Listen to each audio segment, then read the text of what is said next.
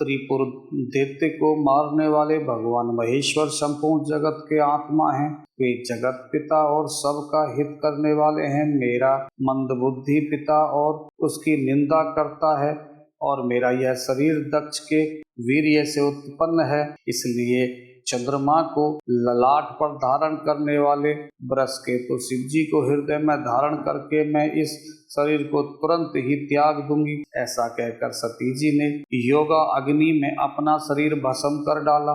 सारी यज्ञशालाओं में हाहाकार मच गया। सती का मरण सुनकर शिव जी के गुण यज्ञ विध्वंस करने लगे। यज्ञ विध्वंस होते देख मुनीश्वर भृग जी ने उनकी रक्षा की। ये सब समाचार शिव जी को मिला।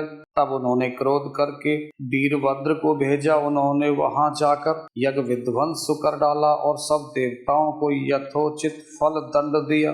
दंड की जगत प्रसिद्ध वही गति हुई जो शिवद्रोही की हुआ करती है। यह इतिहास सारा संसार जानता है, इसलिए मैंने संक्षेप में वर्णन किया। सती ने मरते समय भगवान हरि से वर मांगा कि मेरा जन्म जन्म में शिव जी के चरणों में अनुराग रहे। इसी कारण उन्होंने हिमाचल के घर जाकर पार्वती के शरीर से जन्म लिया।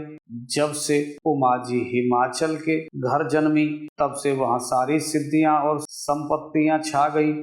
मुनियों ने जहाँ जहाँ सुंदर आश्रम बना लिए और हिमाचल ने उनको उचित स्थान दिया।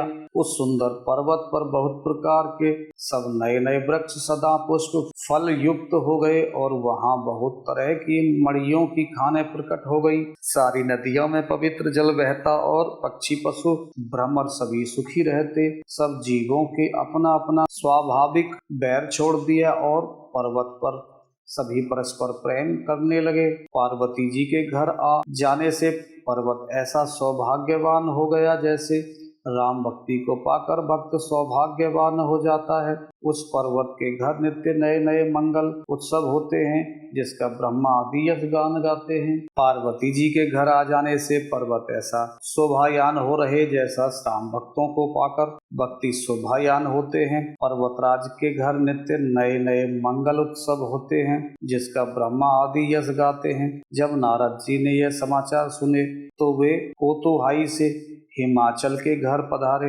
पर्वतराज ने उनका बड़ा आदर किया और चरण धोकर उनको उत्तम आसन दिया। फिर अपनी स्त्री सहित मुनि के चरणों में सिर नवाया और उनके चरण पादुकाओं को सारे घर में छिड़काया।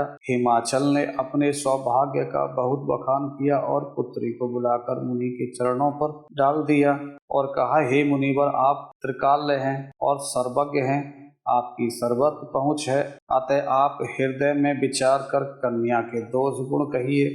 नारद मुनि ने हंसकर रहस्य युक्त कोमल वाणी से कहा, तुम्हारी कन्या सब गुणों की खान है। यह स्वभाव से ही सुंदर और सुशील और समझदार है। उमा, अंबिका और भवानी इसके नाम हैं। कन्या सब सुलक्षणों से संपन्न है। यह अपने पति को सदा प्यारी होगी। इसका सुहाग सदा अचल रहेगा और इसके माता पिता यश पावेंगे। यह सारे जगत में पूजने होंगे और इनकी सेवा करने से कुछ भी दुर्लभ न होगा। संसार में स्त्रियों का इसका नाम स्मरण करके पति व्रत रूपी तलवार की धार पर चढ़ जाएंगे। हे पर्वतराज, तुम्हारी कन्या सुलक्ष्मी है। अब इससे 2-4 अवगुण हैं, उसे भी सुन लो। गुणहीन, मानहीन, माता पिता विहीन, उदासीहीन, संयमहीन, लापरवाह, योगी, जटाधारी, निष्काम हृदय, नंगा और अमंगल वेश वाला ऐसा पति इसको मिलेगा। इसके हाथ में ऐसी ही रेखा पड़ी है।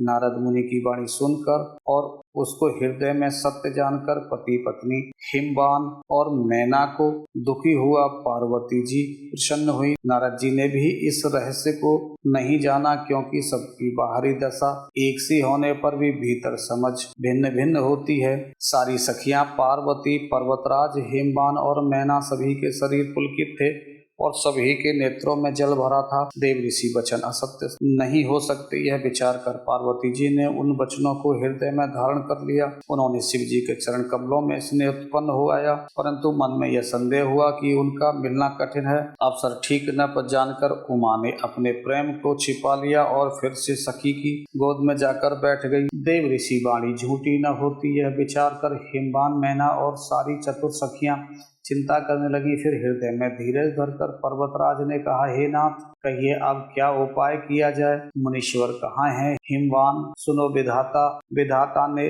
ललाट पर जो कुछ लिख दिया है उसको देवता, दानव, मनुष्य, नाग और मुनि कोई भी नहीं मिटा सकते।